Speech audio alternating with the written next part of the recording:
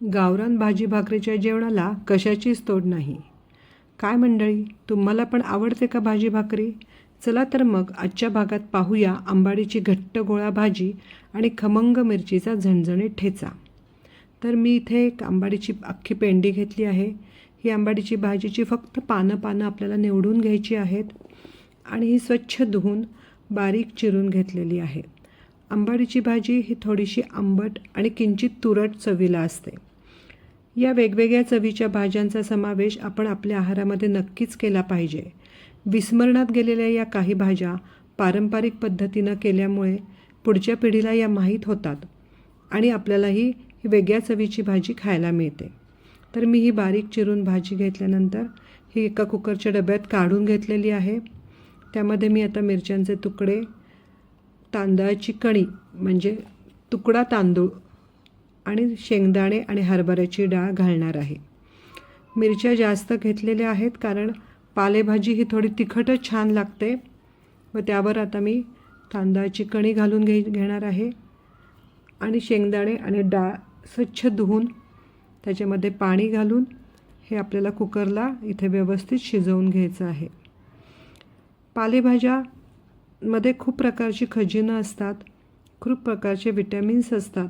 त्यामुळे आपल्या आठवड्याच्या वेळापत्रकामध्ये एकदा तरी आपण पालेभाजीला स्थान दिलं पाहिजे.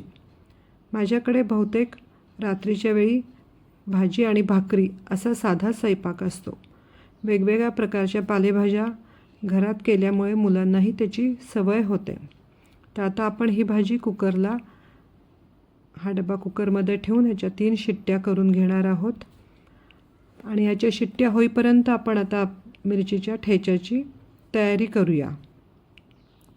तर मी इथे तव्यामध्ये 1 चमचाभर तेल घेतलेलं आहे.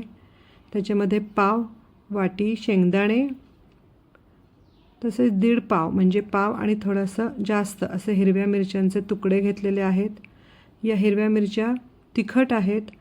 ज्या डार्क हिरव्या कलरच्या असतात त्या हिरव्या मिरच्या मी इथे घेतलेल्या आहेत आणि 10-12 लसणाच्या पाकळ्या इथे घेतलेल्या आहेत.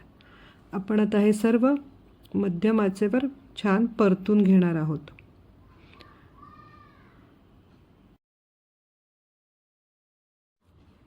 हा ठेचा परतत आला की त्याच्यावर साधारण 1.5 ते 2 चमचे मीठ घातलेलं आहे व परत एकदा हे खमंग परतून घेतलेलं आहे.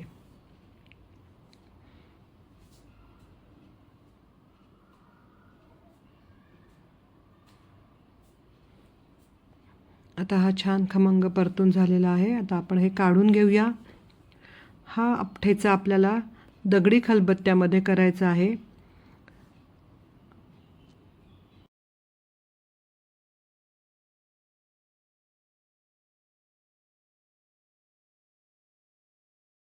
दगडी खलबत्त्यात केलेल्या ठेच्याची चव अप्रतिम येते आणि हा असा थोडासा भरड आपल्याला इथे काढून घ्यायचा आहे. जर तुमच्याकडे दगडी खलबत्ता नसेल तर तुम्ही मिक्सरवर करू शकता, पण मिक्सरवर आपल्याला ह्याला फार फिरवायचं नाही आहे. थोडासा ओबडधोबड किंवा जाडसर असं आपल्याला ह्याच्यात वाटून घ्यायचं आहे.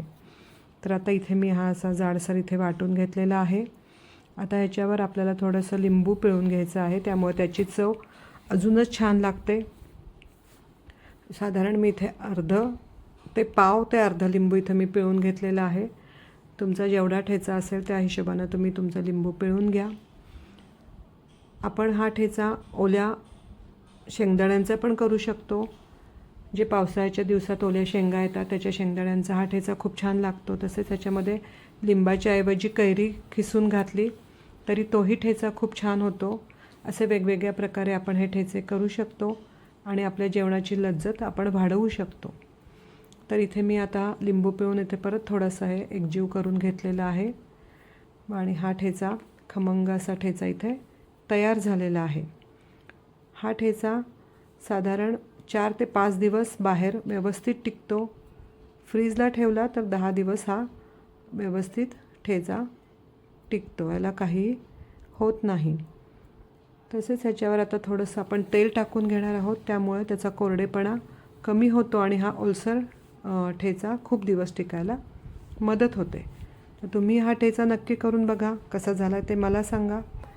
आता आपण आपली भाजी, कुकर झालेला आहे, आता आपण आपली भाजी करायला घेऊया. तर इथे मी भाजी काढून घेतलेली आहे. तुम्ही पाहू शकता भाजी छान शिजली आहे. शेंगदाणे आणि हरभऱ्याची डाळ पण छान शिजलेली आहे. तर आपण आता आधी याचं पाणी काढून घ्यायचं आहे. ही भाजी आंबट असल्यामुळे हे पाणी परत आपल्याला वापरायचं नाही आहे, नाहीतर भाजी जास्त आंबट व्हायची शक्यता असते. तर पाणी पूर्णपणे काढून घेतल्यानंतर भाजी आपल्याला छान हाटून घ्यायची आहे, एकजीव करून घ्यायची आहे. भाजी जेवढी एकजीव होईल तेवढी ती खमंग लागते. मग त्यामध्ये आपण आता त्याला फोडणी करणार आहोत. फोडणीमध्ये इथे मी कढईमध्ये तेल घेतलेलं आहे. त्याच्यात हळद, हिंग घालून आपण खमंग फोडणी इथे करून घ्यायची आहे. आणि मग त्यावर आपल्याला भाजी घालायची आहे. भाजीमध्ये आपण थोडंसं पाणी घालणार आहोत. तुम्हाला जशी पातळ हवी तशी भाजी तुम्ही थोडं पाणी वाढवू शकता, पण ही घट्ट भाजी जास्त छान लागते. त्यामध्ये मीठ, थोडासा गूळ घालून ही भाजी आपल्याला छान उकळून घ्यायची आहे, छान परतून खमंग करून घ्यायची आहे. आणि आपली ही भाजी तयार आहे. तर तुम्हाला हा एपिसोड कसा वाटला, तुम्हाला ही भाजी कशी वाटली ते मला नक्की कळवा. आवडल्यास माझ्या चॅनलला लाईक, शेअर आणि सबस्क्राईब करा. भेटूया पुढच्या नवीन व्हिडिओमध्ये एका नवीन विषयासह.